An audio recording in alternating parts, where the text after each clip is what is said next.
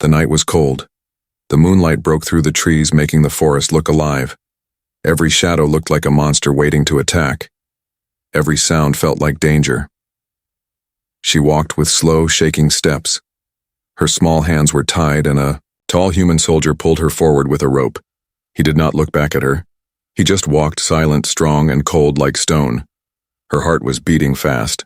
She was not just afraid, she was certain. This is the end. This human is taking me to death. From her childhood, she had heard the stories. Humans were monsters.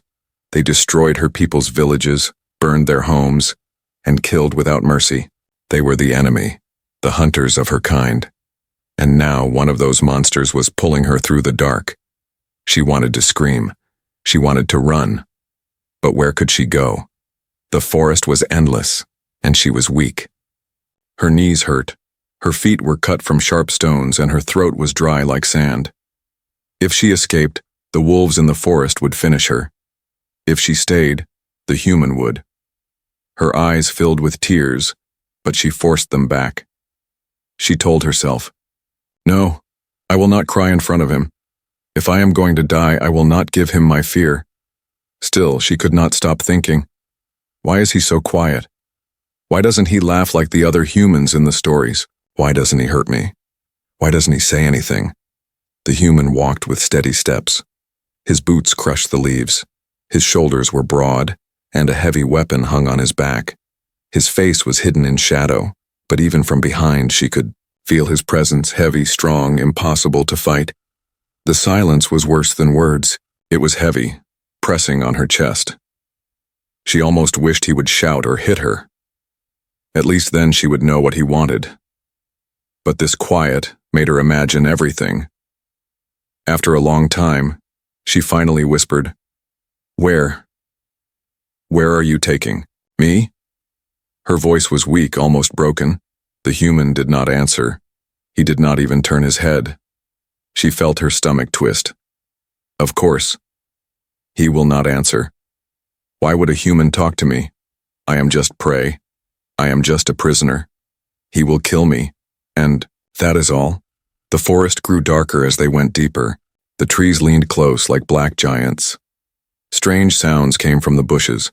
Snaps, growls, soft cries. She wanted to cover her ears. She wanted to close her eyes. But the human kept walking, and she had no choice but to follow.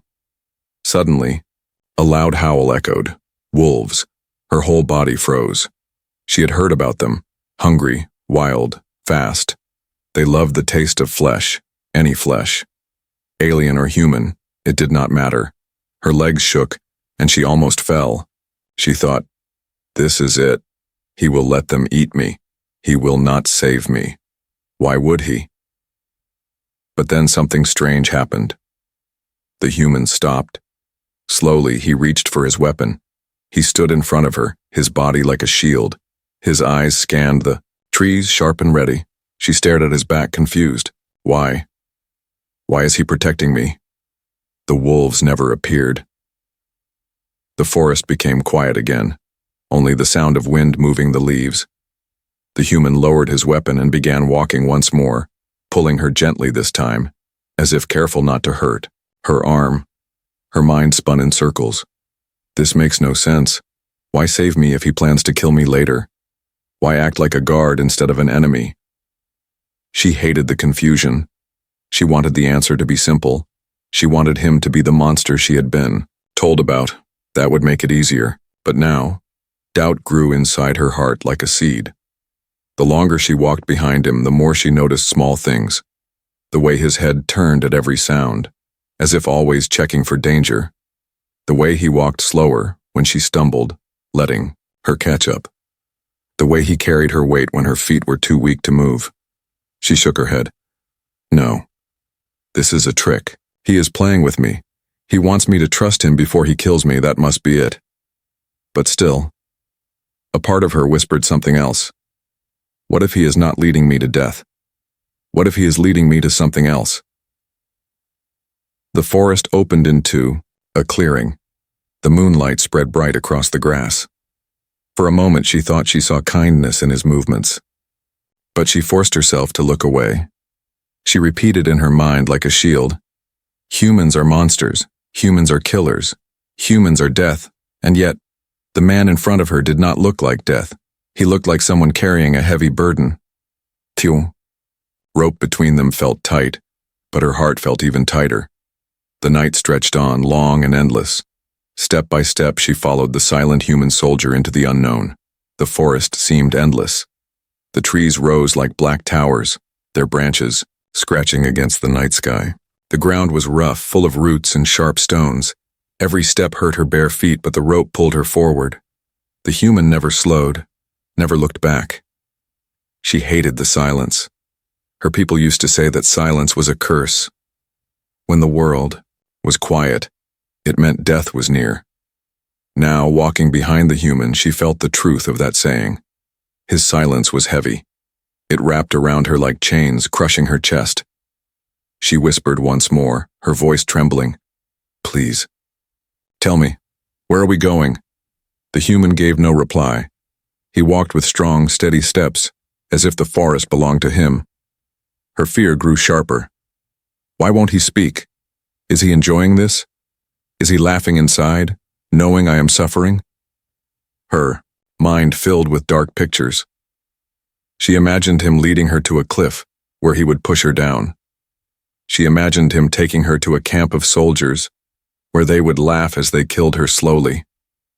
She imagined him burying her alive in the earth where no one would ever find her. Each thought made her body colder. Her hands shook, her throat burned, and her knees felt weaker. But then, something strange happened again.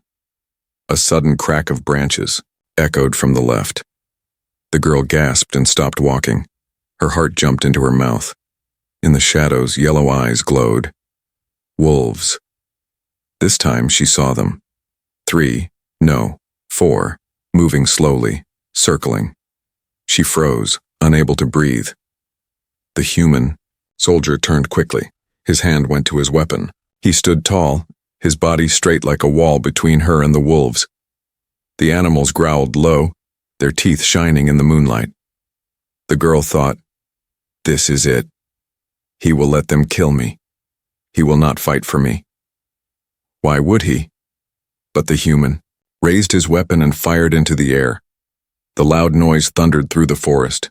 The wolves jumped back, whining, then vanished into the dark. Smoke rose from the weapon. Silence returned. The girl stood frozen. Her mouth was dry, her body trembling. She could not understand. Why? Why protect me? Why waste bullets on me? If I am only a prisoner, why does he care if wolves eat me? The human turned his head slightly. For a moment she thought he might speak, but he didn't.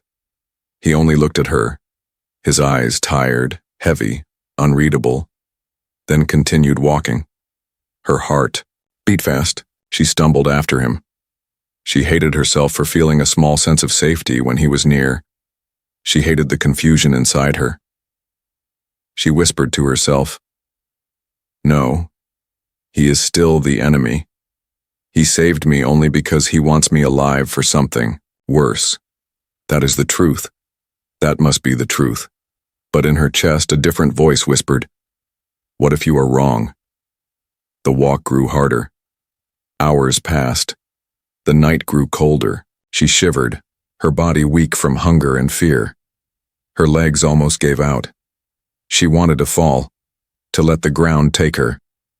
But every time she stumbled, the human slowed just enough for her to catch up. Once, when she fell to her knees, he pulled her up, not harshly but firmly, like a father guiding a child. That single touch burned in her memory. His hand was rough, scarred, but it did not hurt her. It held her steady, then let her go. Her thoughts tangled. Why do I feel this? Why do I feel safer with him than alone? She hated the thought. She wanted to scream at him, to tell him he was still a monster. But she had no strength. Instead, she studied him. His back was straight, but his shoulders looked heavy as if carrying invisible weight. His clothes were torn in places, dirt on the fabric. His boots were old, scratched by many miles of walking.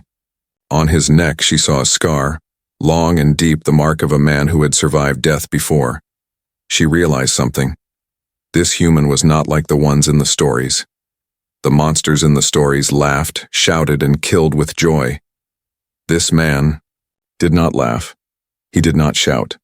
He walked in silence as if every step was painful. Maybe he carried sorrow. Maybe he carried loss. But she pushed the thought away. No, I cannot think like this. He is my enemy. He is leading me to death. That is the only truth. Yet, when she closed her eyes, she remembered how he stood against the wolves. She remembered how he lifted her when she fell. She remembered the look in his eyes, not cruel, not mocking, but something else, something she could not name. The forest finally began to thin. She saw the faint light of dawn in the distance. The night was ending, but her fear was not. She thought, when the sun rises, will I still be alive? Or will this human finally show me why he keeps me alive? The rope between them pulled tight once more. She followed him, her heart torn between terror and doubt, and with every step the long walk of fear grew heavier inside her soul. The first light of dawn touched the sky. The forest began to change color, black shadows turning gray and gray slowly melting into gold. Birds cried from the branches, their voices sharp after the long silence of night. The girl's legs felt like stone. She had walked the whole night with the human and her body begged to rest. But the rope pulled again. She had no choice. She followed. Then, suddenly, the trees opened. The forest ended, and she saw what lay beyond. Her breath caught. Before her stood a village, ruined, broken, empty. Houses burned to black shells, roofs fallen, walls full of holes from weapons. The air carried the smell of smoke, even though the fires had died long ago. Her heart squeezed. It looked almost the same as her own village, the one she had lost. Her first thought was fear. He brought me here to show me death, to show me what his people did. Her hands shook. She pulled back on the rope, but the human only looked at her once, then continued forward. She wanted to scream, "I will not go." But the words stuck in her throat. She was weak. She followed. As they entered the village, she noticed something strange. There were people here, not soldiers, not killers, but weak, broken humans. Old men with bent backs, children with hollow eyes, mothers holding babies that cried for milk, and not only humans. Her eyes widened. She saw others, like her. Aliens, wounded, hungry, lying side by side with humans. She stopped walking. She blinked, thinking her mind was tricking her. But no, it was real. She saw one of her kind helping a human child drink water. She saw a human wrapping a bandage around an alien's arm. Her world spun. How can this be? Humans and my people, together, not fighting, not killing. The human soldier stopped and finally untied the rope around her wrists. Her skin burned from where the rope had cut deep, but her mind was too shocked to care. He left her standing in the open while he moved toward a group of wounded. She froze, not knowing what to do. She could run. The forest was behind her. She could run into it and disappear, but her legs refused. Her eyes refused. She kept watching. The human knelt beside an old alien man who groaned in pain.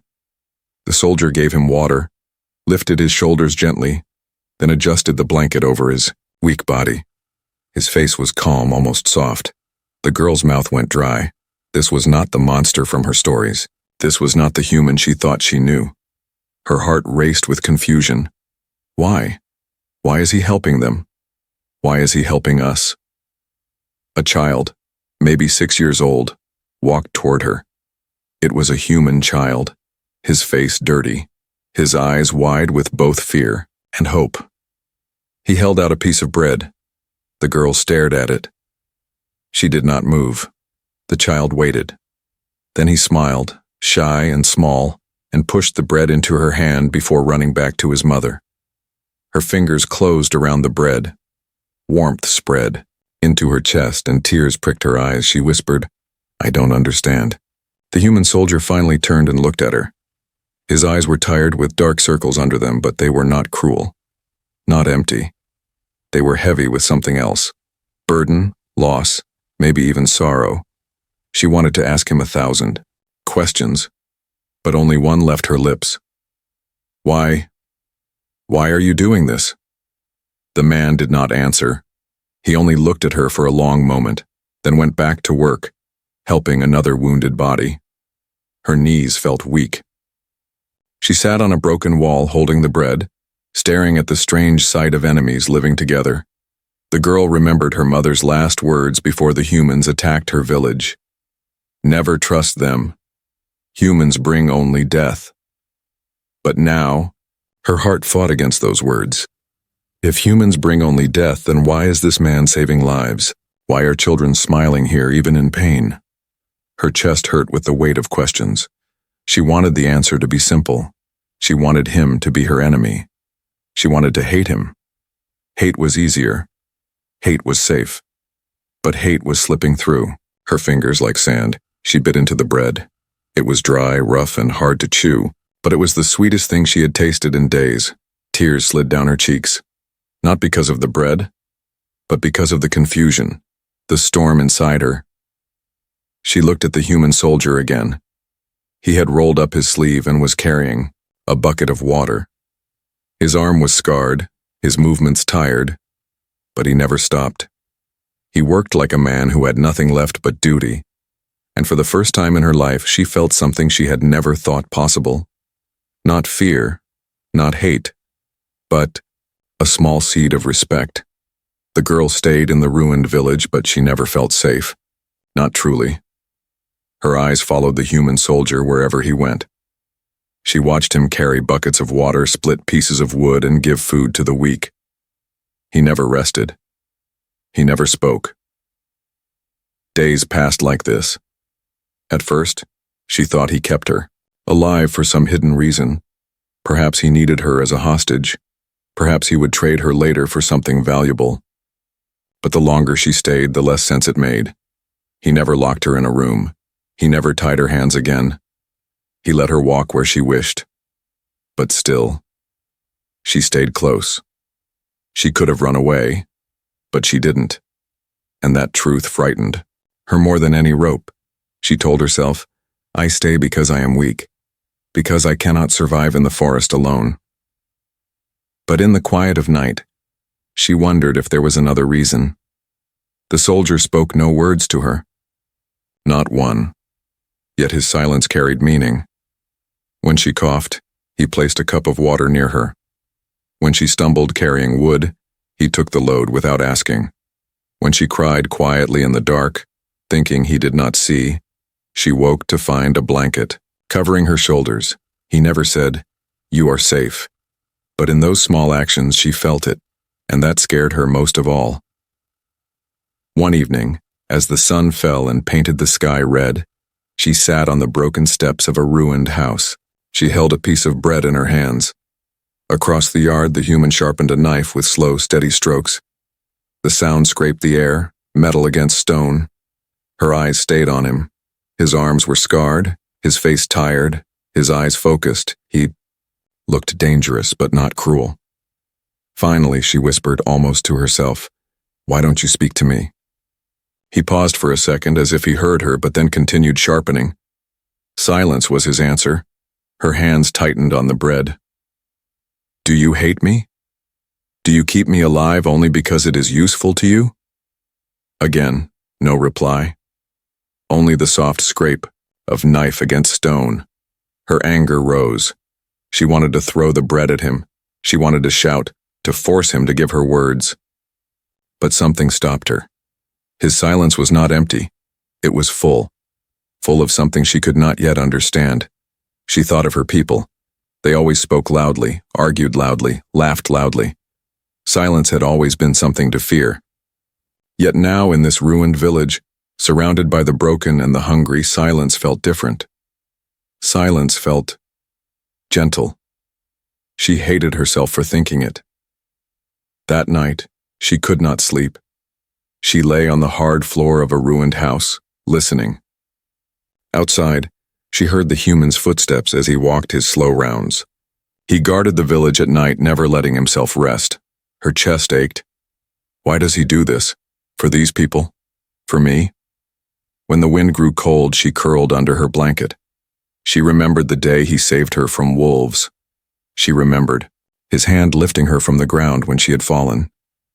She remembered the child who gave her bread. Her heart whispered things her mind rejected. The next morning, she woke to find him sitting near the fire. He was cleaning his weapon, his face, calm but distant. She studied him, noticing every detail. The lines near his eyes, the roughness of his hands, the deep scar across his jaw. This man had fought many battles. This man had lost much. She could see it in the way he carried himself, heavy as stone. She wanted to ask about his past, about his family, about why he chose to save her, but she knew he would not answer. And strangely, she began to accept that. Perhaps words were not the bond between them. Perhaps it was something else. Later that day, she tried to help. She carried a bucket of water, though it was heavy for her, small arms. She stumbled, almost spilling it, but kept going. The human noticed. For the first time, his eyes softened, just slightly. It was not a smile. It was not a thank you, but it was something.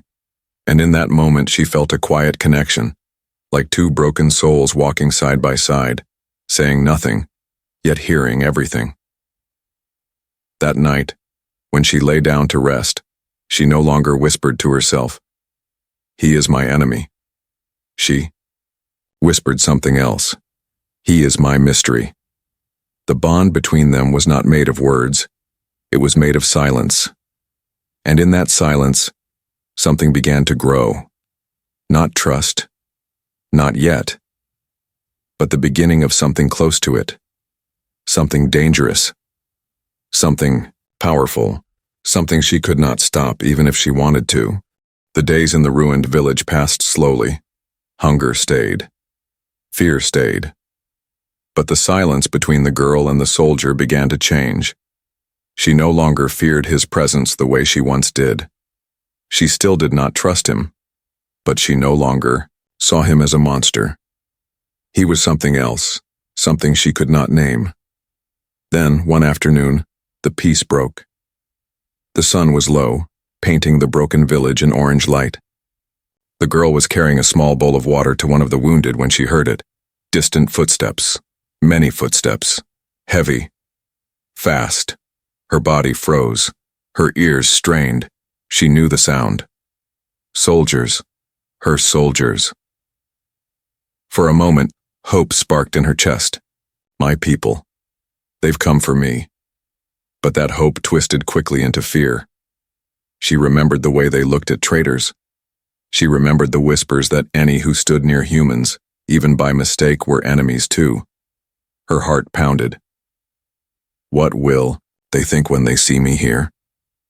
The human soldier was already moving, his eyes sharpened, his hand gripping his weapon.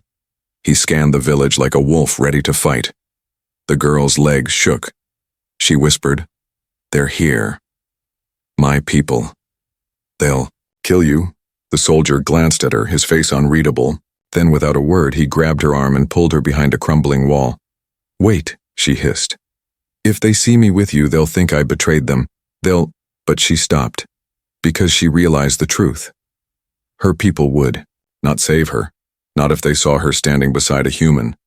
They would kill her too. The footsteps grew louder. Voices echoed through the ruined streets. Alien tongues, her own language, shouted commands. She understood every word. Search every house. Kill the human if he's here. Take back the girl. Her breath caught. They know. They're here for me. She turned to the soldier. His face was calm, but his eyes were hard, like stone. He pointed toward a broken cellar under the ruins and motioned for her to go in. She shook her head. "No, you'll fight them. They'll kill you." He did not speak. He only looked at her, his expression firm, commanding but also gentle. For a heartbeat, she hesitated. Then with trembling steps, she climbed into the dark cellar. The soldier covered the opening with broken wood, hiding her. She crouched in the shadows, holding her breath, her heart racing so loud she feared it would give her away. Through the cracks, she saw her people enter. Tall, armed, their armor shining even in the dim light. Their eyes were sharp, full of anger. She should have felt safe. She should have felt joy, but instead all she felt was dread. One soldier shouted, "The human is here, find him." Another snarled, "And if the girl stands with him, she dies with him." Her blood ran cold. Through the small crack, she saw the human soldier step out, into the open. He did not hide. He stood tall, weapon ready, facing her people alone. They shouted, cursed him, raised their guns. Her breath caught. He's going to die. He's going to die because of me. And yet, he did not look afraid.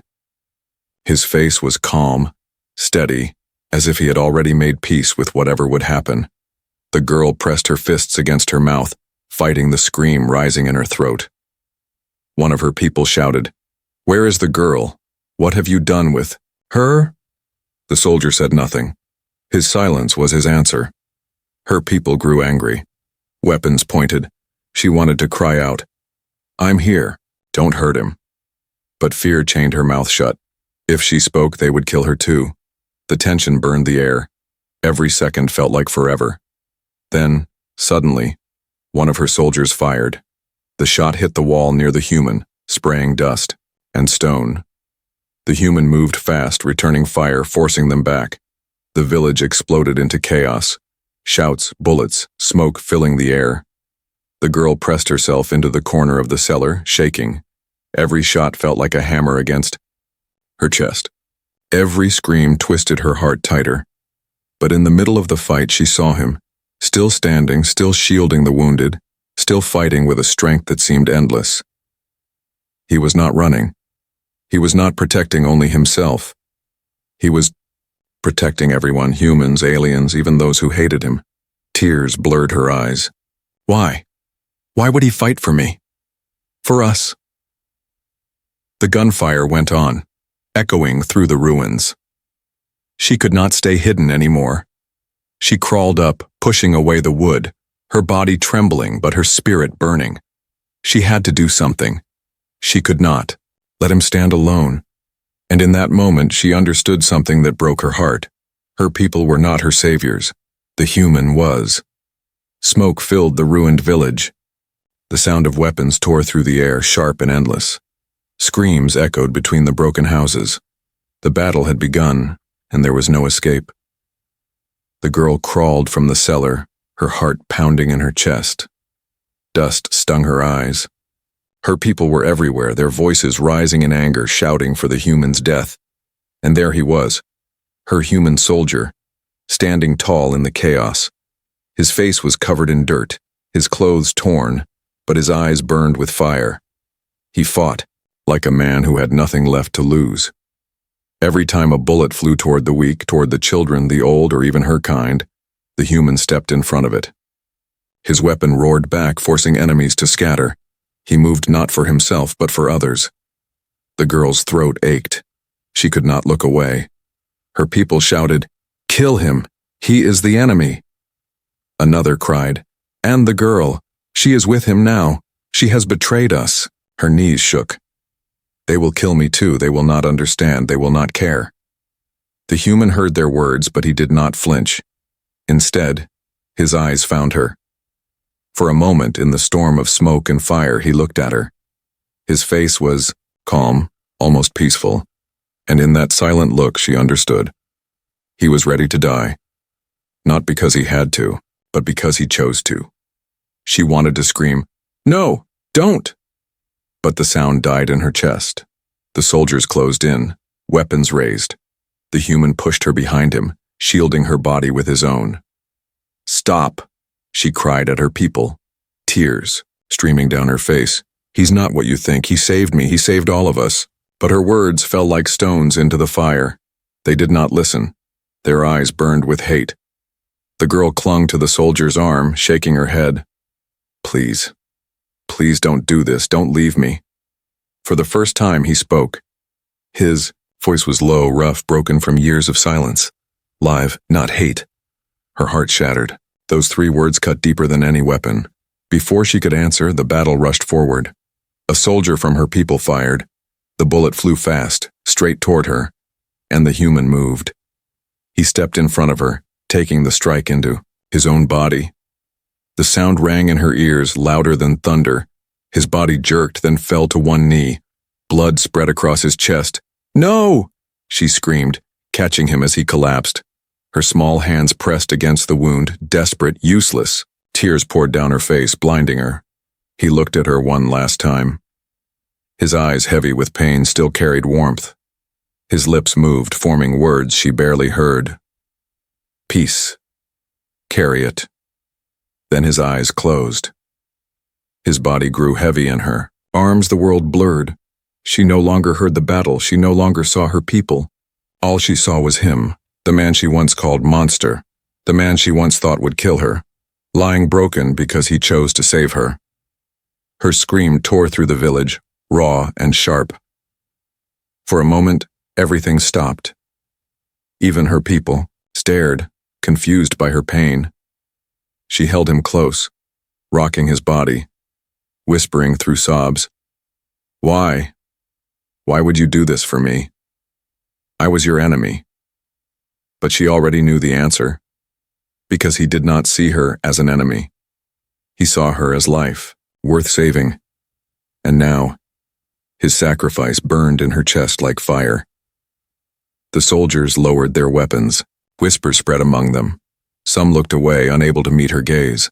Others frowned, uncertain. The girl stood slowly, her body trembling but her voice strong. She faced her people, still holding the human's blood on her hands.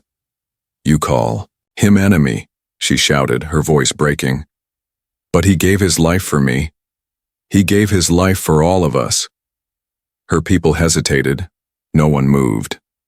The silence was heavy, thick with doubt. The girl knelt again, placing her hand on the soldier's still chest. She whispered softly, so only he could hear, "I will remember. I will carry your words. I will live, not hate." Tears rolled down her cheeks, but inside her, something new was born. Not fear, not hate, but resolve. She stood again, taller, this time her eyes burning with the strength she had never known. The choice of sacrifice had been his, but the choice of what came next was hers, and she would not waste it. The battle ended not with victory but with silence. When the smoke cleared, the ruined village lay still. Broken walls stood like bones against the fading sky. The cries of the wounded drifted through the air, soft and weak. And in the center of it all, the girl knelt, her small hands still stained with the human's blood. Her people had fallen quiet. No one shouted now. No one fired their weapons. They stood in a circle, their eyes fixed on the scene before them, the child of their kind, clutching the enemy's lifeless body as if it were the most precious thing in the world. Her chest rose and fell with heavy sobs. Tears dripped onto the soldier's uniform, mixing with the dark red that spread across it. She could not let go. She would not let go. She remembered how she once thought this man was leading her to death, how she had hated every step behind him, how she had wished for escape. And now he was gone, and she wished only for one more step, one more breath, one more word. Her voice shook as she whispered into the quiet, "You chose me. You chose life for me. And now I choose you." The soldiers of her people shifted uneasily. Some looked away, their faces troubled.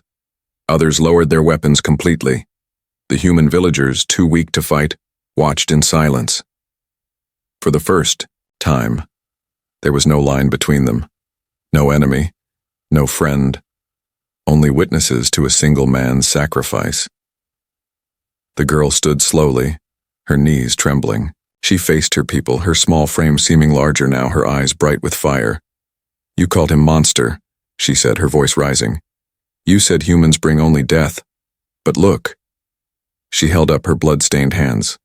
"This human gave his life so I could live, so we could live. He was not my killer.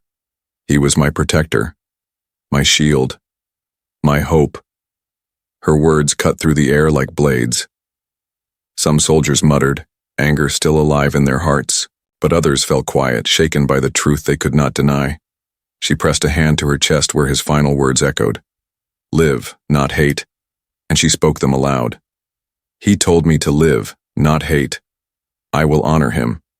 Even if you call me traitor, even if you turn your back on me, I will carry his message. Tears slid down her cheeks, but her voice grew stronger. Because if even one human can choose peace over hate, then maybe others can too. Maybe we all can.